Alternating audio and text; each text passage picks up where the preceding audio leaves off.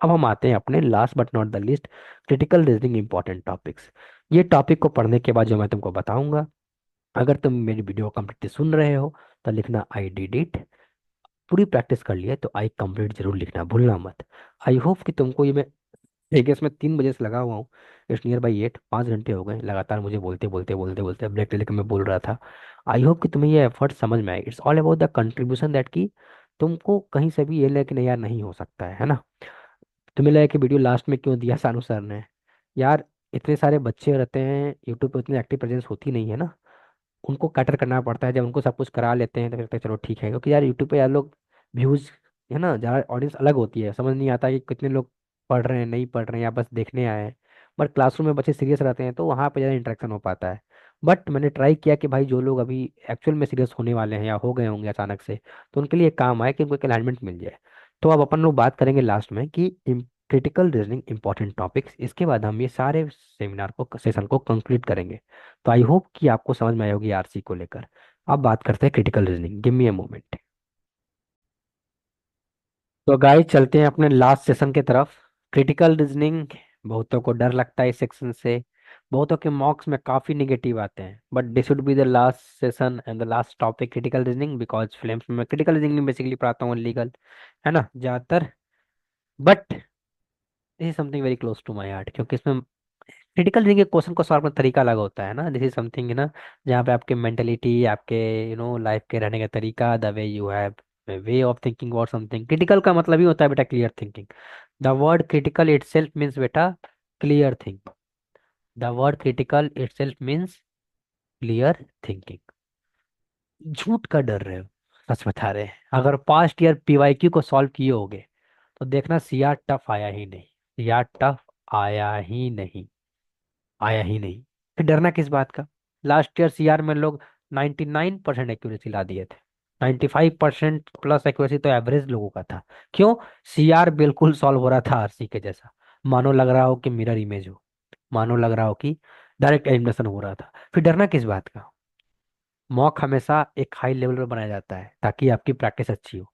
But consortium RC और CR को लेकर पिछले कुछ सालों से थोड़ा सा लिबरल रहा है, थोड़ा सा, इसलिए कट ऑफ ज्यादा जा रहे हैं, आपको ही पता है।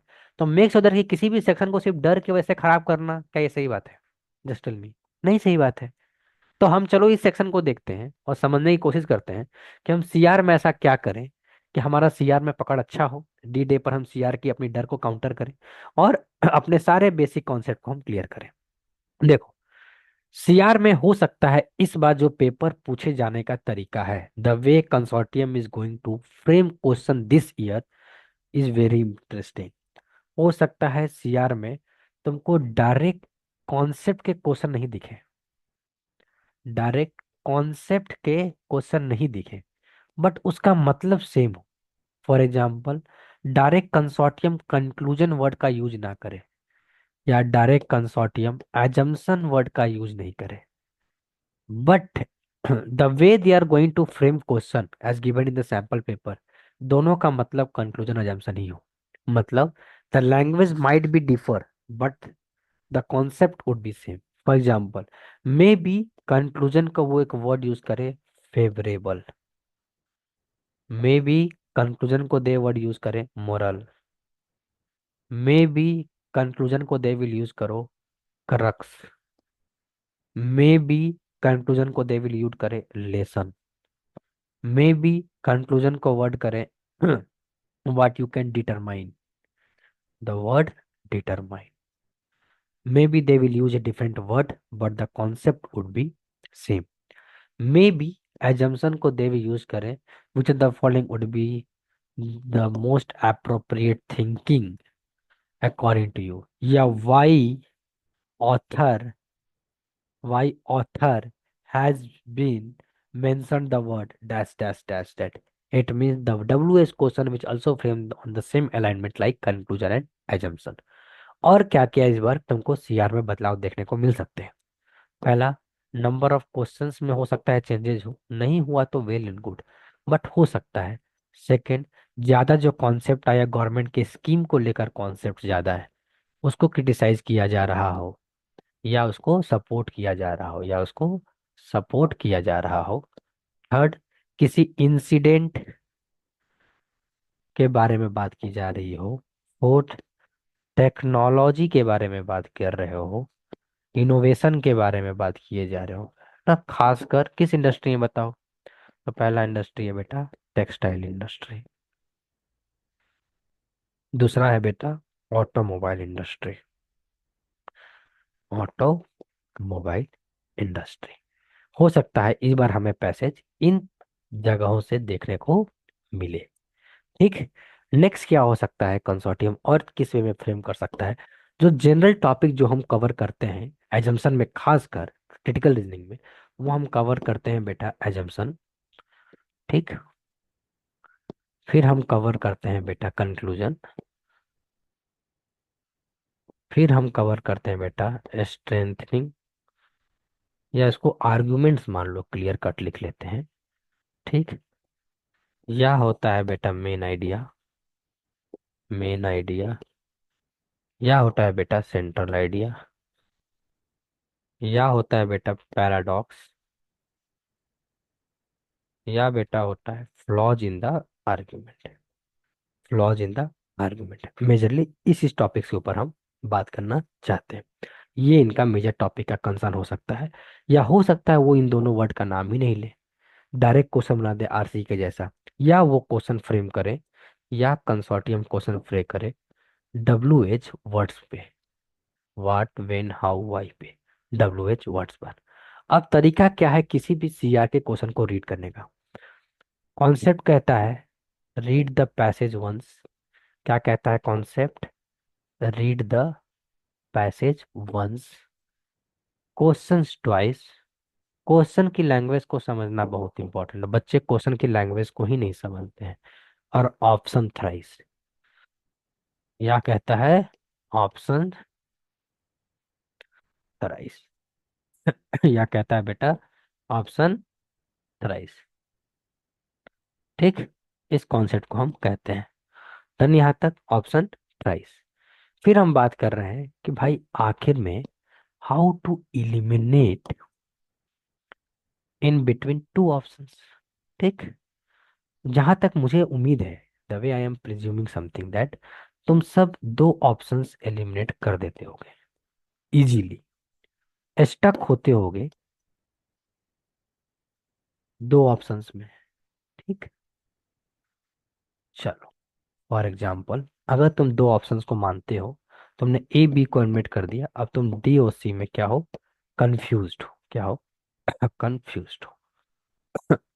ठीक। अब तुमको लग रहा है सी भी हो सकता है, डी भी हो सकता है। सी और डी में क्या हो सकता है? सी और डी में refer to the passage again, refer to the passage again, और आस्क योरसेल्फ व्हाई सी नहीं होगा। तो मैं ये कभी नहीं सोचना है कि सी क्यों होगा, डी क्यों होगा, नो। जब तुम सीआर को सॉल्व करते हो तो हमेशा why it should not be the correct option. The word not is very important. क्यों? ह्यूमन बींग्स की जो पर्सनालिटी होती है, वो दूसरों की गलतियां बहुत जल्दी पकड़ते हैं। We have a credibility, we have a kind of potential that हम दूसरों की गलतियां बहुत जल्दी आसानी से पकड़ते हैं। तो use your psychology for out of this. Use of psychology कि तुम उस ऑप्शन सी और डी में एरर को खोजो। जैसे ही तुम्हारा दिमाग एरर की तरफ बढ़ता है, तुम करेक्ट के पास अपने आप पहुंच जाते हो। A solid method to solve CR. जब भी तुम स्टक हो, use this method, within a 10 second answer तुम्हारे सामने ही रहेगा। हो सकता है सीआर में भी सब ऑप्शन फ्रेम किए जाएं, लाइक आरसी, लाइक आरसी। ठीक। बट अब मैंने सीआर के एलिमिनेशन बता दिए, आरसी भी सेम होगा, लीगल का नहीं बताया कि लीगल के एलिमिनेशन के ऑफ कैसे करें। कि अगर दो ऑप्शन यस में है और दो ऑप्शन नो में है, तो कैसे चूज करें। तो अगर तुमको यस पता है कि आंसर यस से ही निकलेगा, तो यस वाला कौन सा ऑप्शन होगा?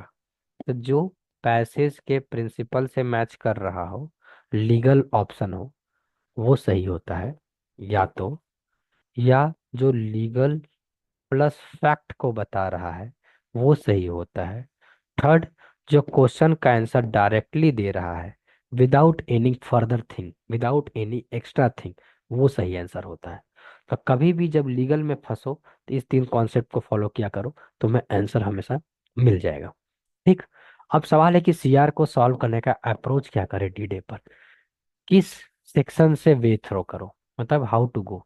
तो भाई जब तुम्हारा पहला क्वेश्चन होगा आरसी, फिर होगा जीके, फिर होगा लीगल, फिर होगा सीआर, फिर होगा क्वांट्स। जनरली यही होता है, मान लो पैटर्न बदल दें, कुछ भी कर लें, कोई बात नहीं। नंबर ऑफ क्वेश्चन सेम ही रहने वाला है जो उन्होंने दिया है। ठीक, 120 में तो 120 ही आएगा। 20% इसका होगा, 20% इसका होगा, 20%, 25, 30%, 10% इसका होगा, बात खत्म हो जाएगी। As simple is this. अब अप्रोच क्या होता है, तो कभी भी आरसी और सीआर को साथ मत रखा करो, कंफ्यूजन होने का चांसेस होता है थ्योरी को मैच करने का। ट्राई करो इसके बीच में जीके रख लो या क्वांट्स रख लो या लीगल रख लो। बट एक और बात का ध्यान रखो, आरसी, सीआर और लीगल जो तीनों इफेक्टिवली रीडिंग सेक्शन है, इसको कंटिन्यूसली मत करो। अगर तुम्हारी मॉक में पकड़ हो चुकी है तो करो, अगर नहीं तो अवॉइड करो। क्यों? इफेक्टिवली रीडिंग करने से रिटेंशन पावर की दिक्कत आती है, नहीं करोगे तो बेहतर हो जाएगा। बट अगर तुम कंफर्टेबल हो चुके हो तो बिल्कुल जाओ, अपनी स्ट्रेटजी को फॉलो करो, उसमें कोई दिक्कत की बात नहीं है। अब सवाल है कि भाई टॉपिक्स क्या क्या हो सकते हैं सीआर के। तो टॉपिक्स लिख लो, पहला है ऑटोमोबाइल सेक्टर से टॉपिक्स, पढ़ लेना। सेकंड, टेक्सटाइल से, जो मैंने बोला। Third, government scheme. Fourth, innovation. क्या? Innovation. Fifth, sports related topic. Six, science हो गया है, science and technology related topic. Seventh, author खुद का एक्सपीरियंस बता रहा है, ऑन एक्सपीरियंस, या किसी इंसिडेंट के बारे में बात हो रही है। इसी जॉनर के क्वेश्चन सीआर में बनते हैं, जहाँ पे फूड फॉर थॉट आता है। सीआर वहीं पर बनता है जहाँ पर फूड फॉर थॉट होता है, जहाँ पर कुछ डाइसी होता है, क्योंकि डाइसी में ही हमें थिंकिंग को क्लियर करना पड़ता है। तो कॉन्सेप्ट जो रहेगा वो इसी फॉर्मेट पर रहेगा। ठीक। अब कॉन्सेप्ट है कि भाई सेशन ये आखिरी है, क्या टाइमिंग होनी चाहिए। तो तुम टोटल टाइमिंग मान लो जो तुमको एग्जाम में मिलेगा, टोटल टाइमिंग वो मिलेगा 115 मिनट। यही तुम्हारे पास टाइमिंग है। इसमें तुम आरसी को रखो 25, सीआर को रखो 30, लीगल को रखो 30 to 35, जीके को रखो 8 to 12, क्वांट्स को रखो 12 to 15। इसी में रखो। अगर तुम मान उसको ऐड भी करते हो तो 30, 30, 60, 60, 12 और 8, 20, 80 और 20, 10, 80, 100, 105 के 110 के करीब पे आएगा। कैलकुलेट करोगे तो 110 से 115 के बीच में ही लाई करेगा ये दोनों टाइमिंग। ठीक। तो कहने का मतलब है कि तुम कैलकुलेट कर रहे हो, है ना, 30, 30, 30, 60 और 20, 80, 100, 105 पर ये वाला गिर रहा है पहला वाला। तो 105 का मतलब तुम्हारे पास 10 मिनट लेफ्ट है। ठीक। थोड़ा इधर से करके जाओगे तो 115 के बीच में गिरेगा। तो मतलब कि तुम जब इस पैटर्न पे सॉल्व कर रहे हो तो 105 से लेकर 115 का ड्यूरेशन लग रहा है। हमेशा हाथ में 2 मिनट रखा करो, लास्ट का बजर मिनट, जहाँ पे तुम उन क्वेश्चन को वापस आकर देख लो जो तुम्हारा छूट गया हो, उस टाइम पर सॉल्व नहीं हुआ हो। बट तुम ये सब कब कर पाओगे, जब तुम टाइम मैनेजमेंट पे कर पाओगे। पूरा का पूरा जो गेम है वो बेटा टाइम पर ही चलेगा। यही की है डी डे का। टाइम के साथ चलोगे सब कुछ साथ रहेगा, याद रखना। क्यों? उस दिन क्या रहेगा, प्रेशर, माँ बाप के होप, तुम्हारे टीचर्स के होप, तुम्हारे खुद के ड्रीम, फिर तुमको वहां पे जाकर बैठना है। ये तभी कर पाओगे जब तुम टाइम के साथ चलोगे। और सबसे अच्छी बात होती है बेटा सेल्फ बिलीव। ठीक है। तो I hope I have tried my best to tell you the whole strategy. I hope I have tried my best to give you the crux of this. हाँ देखो, मैं भूल गया था, मुझे याद आ गया फिर से। कॉन्ट्रैक्ट के टॉपिक जब मैंने पढ़ाया था तो उसमें मैंने एक एक्सेप्टेंस के कॉन्सेप्ट को छोड़ दिया था। उसके एक कॉन्सेप्ट को एक्सेप्टेंस के कॉन्सेप्ट को पढ़ना कॉन्ट्रैक्ट में। देखो मुझे याद रहता है चीजें, है ना। पहला है पोस्ट, एक्सेप्टेंस थ्रू पोस्ट। दूसरा, एक्सेप्टेंस थ्रू टेलीएक्स, मतलब instantaneous mode of communication. Instantaneous mode of communication, email आ जाएगा, कॉलिंग आएगा। पोस्ट हो गया एक्सेप्टेंस थ्रू पोस्ट हो गया, टेलीफोन हो गया, एसएमएस हो गया। एक्सेप्टेंस थ्रू माउथ, ठीक, और एक्सेप्टेंस थ्रू टेलीफोन। ठीक। ठीक। एक्सेप्टेंस के कॉन्सेप्ट को समझ लो।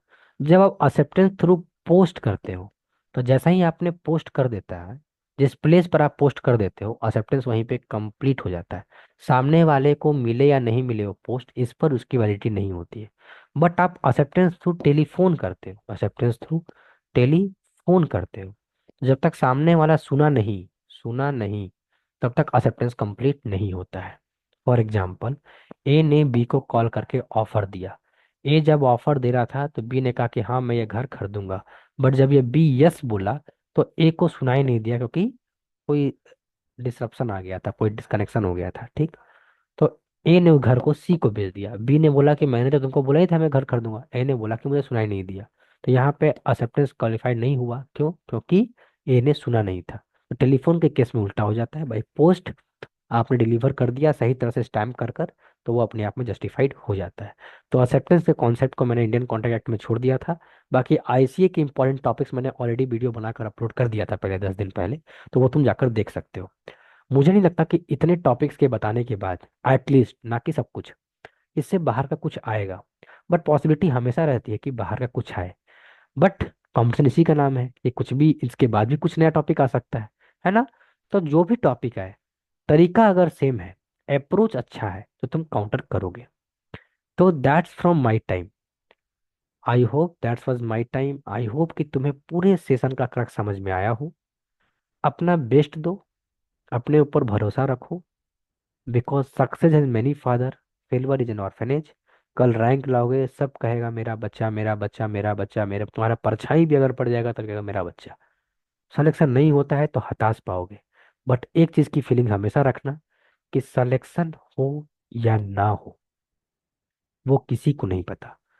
बस तैयारी हमेशा जीत की ही होनी चाहिए, पहला पॉइंट। अगर सिलेक्शन नहीं भी हुआ या मेरे एक्सपेक्टेशंस के जैसा नहीं हुआ, दोनों केस में एक्सेप्टेंस की फीलिंग्स हमेशा होनी चाहिए। क्यों? ये लाइफ का हो सकता है, this could might be your first competitive paper, but this will not be the last competitive paper. There will be an number of competition जो तुम्हारी लाइफ में आते रहेंगे। Life is equal to competition. तो हो या नहीं हो, तुम तैयारी सही से कर रहे हो। पूरा सेशन में तुमको यही बताया गया कि तुम्हें गिल्ट से बचना है, रिग्रेट से बचना है, वो चीज़ खराब होती है। तो आई होप जब तुम इस सेशन को देख लो तो आई डिड इट जरूर कमेंट करना, दैट समथिंग वेरी इंपॉर्टेंट। और तुम्हें ज़्यादा लोड लेने की ज़रूरत नहीं है। क्लैट के बाद एलिट है, एलिट के बाद सिम्बायोसिस है, सिम्बायोसिस के बाद तमाम पेपर है, सीयूईटी है, एन नंबर ऑफ है। आज नहीं तो कल बेहतर होना ही है, अगर तुमने मेहनत कर रखी है तो। अगर तुमने मेहनत कर रखी है, कोई भी डाउट हो तो इस नंबर पे कांटेक्ट कर लिया करो। टेलीग्राम पे ही हम लोग एक्टिव रहते हैं, तो इसलिए इसको फॉलो कर लिया करो, और इंस्टाग्राम पे फॉलो कर लिया करो। टीम्स रील्स वील्स डालती रहती है। मेरा इंटरेस्ट नहीं है, बट ठीक है। तो आई होप तुम्हें समझ में आ गया होगा। आई होप कि मैंने जस्टिस किया। 4-5 घंटे लगे मेरे को सारी चीज़ों रिकॉर्ड करने में। कोई कमी रही होगी तो कमेंट में बता देना, उसे पूरी कर दी जाएगी। और डी डे पे पेपर देने के बाद एनालिसिस की एक वीडियो रहेगी, देख लेना। वो एक आई ओपनर होगा, तुम्हें लगेगा कि एक बहुत अलग वीडियो बना एनालिसिस के ऊपर। उसके ऊपर ही बात कर लेंगे, अभी कुछ नहीं बताऊंगा, जब देखना तो समझ में आएगा। बाकी मेहनत करना, याद रखना कि मेहनत किया हुआ कभी बेकार नहीं जाता है। आज नहीं तो कल अच्छा होगा ही होगा। ज़्यादा खुद को ब्लेम करने की जरूरत नहीं है, तुमने अच्छा किया है, we all are so proud. मेहनत करते रहो, ऑनेस्टी के साथ पेपर दो, अटेम्प्ट कम मत करना, टाइम मैनेजमेंट खराब मत करना, मेहनत करना, एलिमिनेट करना, अपने विल पर बात करना। Everything will be good for you. ठीक है? So from the flames family, we wish you all the best and I hope अच्छा रिजल्ट आएगा, with no doubt. Thank you so much for watching this, thank you so much for being here, thank you so much, it means a lot. Signing off this site, Sanu, जय हिंद।